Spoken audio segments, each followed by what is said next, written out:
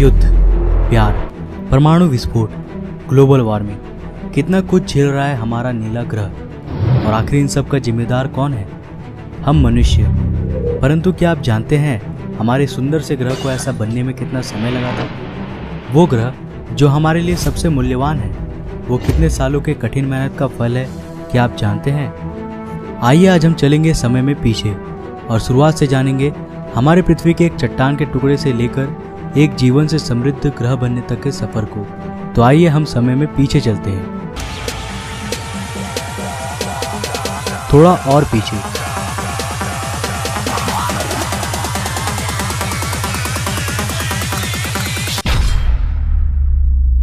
आज से करीब 4.6 अरब साल पहले हमारा सौरमंडल और एक नया जन्मा तारा, जिसके चारों ओर धूल और चट्टान चक्कर काट रहे हैं। यहाँ हमारी पृथ्वी का नामो निशान तक नहीं है। हम समय में कुछ ज़्यादा ही पीछे आ चुके हैं। अभी तक पृथ्वी के बनने की प्रक्रिया की शुरुआत नहीं हुई है, लेकिन इसकी नींव तैयार हो चुकी है। ये चट्टान और धूल अब गुरुत्वाकर्षण की वजह से आपस में जुड़ रहे हैं। कई लाख सालों के बाद अब एक भीमकाय चट्टान के गोले में बदल चुकी है, लेकिन इसे हम पृथ्वी नहीं कह सकते, क्योंकि अब ये बहुत ही गर्म है। ये आज के वीनस यानी शुक्र ग्रह के समान है। आज से करीब 4.5 अरब साल पहले धरती की सतह पूरी तरह खौलते लावा से ढकी है। आप गलती से भी नीचे पैर रखने की कोशिश मत करना, वरना आपके पास दोबारा रखने के लिए पैर नहीं बचेगा। इस वक्त धरती की सतह का तापमान करीब 1200 डिग्री सेल्सियस है, यानी ये जगह फिलहाल नर्क से कम नहीं है। यहाँ ऑक्सीजन का नामो निशान तक नहीं है। धरती पर लगातार एस्टेरॉइड्स की बरसात हो रही है, जो सतह पर कई किलोमीटर लंबे खौलते लावा के नदियों का निर्माण कर रहे हैं। और ये एस्टेरॉइड्स कहीं दूर के नहीं, बल्कि धरती के पड़ोसी हैं, जो लगातार उससे टकरा रही हैं। ऊपर देखिए, यह है एक नया नवेला ग्रह थिया, जो तेजी से हमारी ओर यानी धरती की ओर बढ़ रही है, करीब 15 किलोमीटर प्रति सेकंड की रफ्तार से, यानी एक गोली की रफ्तार से 20 गुना ज़्यादा तेज। हमें इसका स्वागत करना है, क्योंकि इसी की वजह से हमारे खूबसूरत चांद की रचना होगी। अब हमारी धरती चारों तरफ से अनगिनत चट्टानों के टुकड़े से घिर चुकी है। यहाँ इतने चट्टानी टुकड़े हैं कि इस वक्त हमारी धरती के पास भी शनि ग्रह के समान अपना एक रिंग बन चुका है, जो बिल्कुल शनि ग्रह के रिंग के जैसा ही 2 भागों में बटा है। पहला रिंग आज के धरती और चांद के बीच में है और दूसरा चांद के पीछे। इस रिंग से एस्टेरॉइड्स लगातार धरती पर बरस रहे हैं, लेकिन एस्टेरॉइड्स की असल बारिश अभी भी शुरू नहीं हुई है। अब ये रिंग धीरे धीरे ग्रेविटी की वजह से एक 3000 किलोमीटर चौड़े गोलीय पिंड में बदल जाएंगे।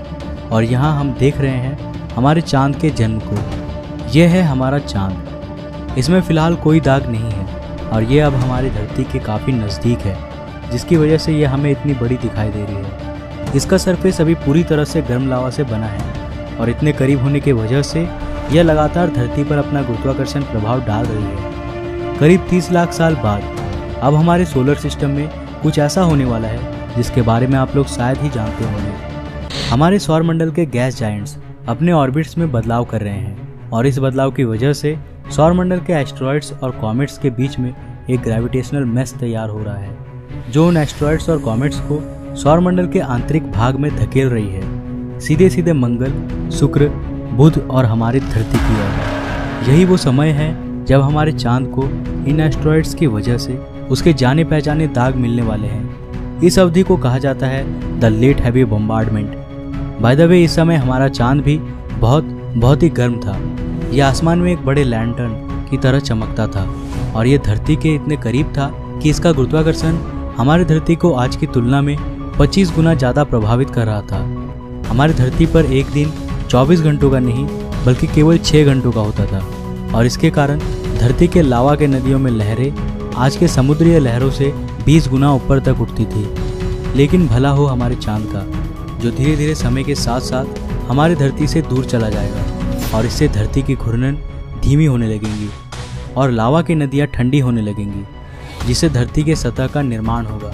इस वक्त आसमान में ये भीमकाय चमकीला चांद ही एकमात्र चीज़ नहीं है जो आपका ध्यान आकर्षित करेगा, बल्कि अब आपको 2 बहुत ही चमकीले तारे भी आसमान में देखने को मिलेंगे। लेकिन वे दोनों असल में तारे नहीं हैं, ये दोनों असल में ग्रह हैं, जुपिटर और सैटर्न। सौरमंडल के आंतरिक ग्रह जैसे कि हमारी धरती, वीनस, मरकरी, मार्स, ये सब रॉकी प्लैनेट्स हैं और ये ज़्यादा समय तक पिघले हुए लावा के रूप में नहीं रह सकते थे। लेकिन वहीं जुपिटर और सैटर्न असल में गैस जायंट्स हैं जो कि आसानी से लंबे समय तक गर्म रह सकती है। धरती के जन्म के इस समय काल में जुपिटर का टेम्परेचर 5000 डिग्री सेल्सियस और सैटर्न का 3000 डिग्री सेल्सियस था। इसका मतलब है कि जुपिटर उस वक्त हमारे सूरज से भी ज़्यादा चमकीला था।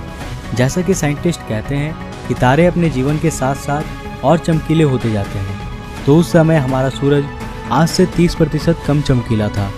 परंतु 4 अरब साल के लंबे अवधि में ये ग्रह भी धीरे धीरे ठंडी हो जाएंगे। आइए चलते हैं वापस हमारी धरती पर। धरती के वायुमंडल में फिलहाल केवल एक ही गैस है, मीथेन। आप गलती से भी इसमें सांस मत लेना, वरना कुछ मिनटों में ही आपकी मौत हो जाएगी। लेट हैवी बम्बार्डमेंट के दौरान धरती पर लगातार कॉमेट्स की भी बरसात हुई थी, जिन्होंने अपने साथ पानी का धरती में परिवहन किया। इस पानी ने धरती में समुद्रों का निर्माण किया। धरती अब चारों तरफ से समुद्र से घिरी हुई थी, लेकिन यहाँ ना तो पैर रखने के लिए ज़मीन था और ना ही सांस लेने के लिए ऑक्सीजन। हमारी धरती अभी कुछ हद तक पृथ्वी कहने लायक बन चुकी है, लेकिन अभी भी इसमें जीवन का बीज नहीं पनपा है।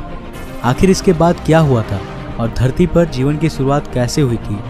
इस पूरे कहानी को जानने के लिए आप इस सीरीज़ के एपिसोड 1 और एपिसोड 2 को ज़रूर देखिए। ये दोनों एपिसोड्स ऑलरेडी चैनल पे हैं। वीडियोस के लिंक्स आपको डिस्क्रिप्शन में और ऊपर आई के बटन पे मिल जाएंगे। तो आज के लिए बस इतना ही। अगर आपको ये वीडियो पसंद आया तो इसे लाइक करें और अपने फ्रेंड्स और फैमिली के साथ शेयर करें।